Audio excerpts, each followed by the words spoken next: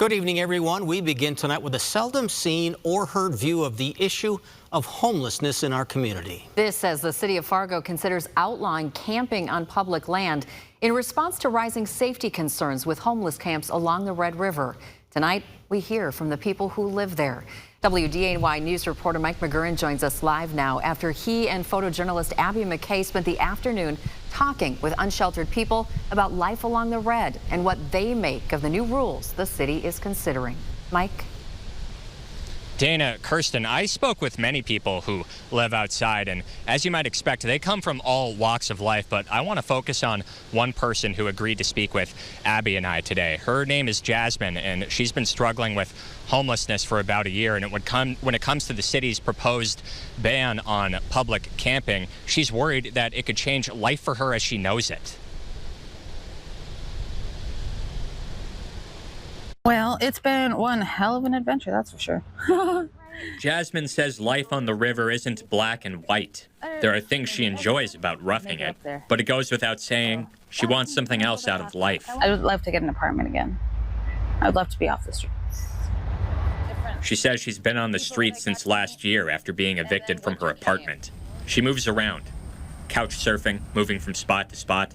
Fargo's proposed solution would ban non-permitted camping citywide and limit where people can sleep and how many people could stay in a camp.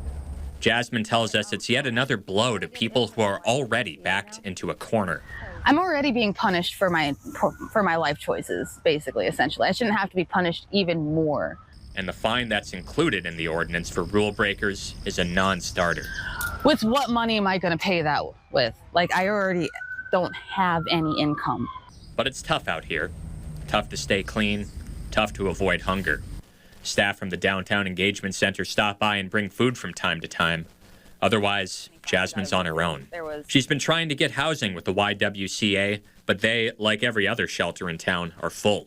Simply put, right now, there's no other place where she can lay her head down and get some shut-eye. And winter's coming.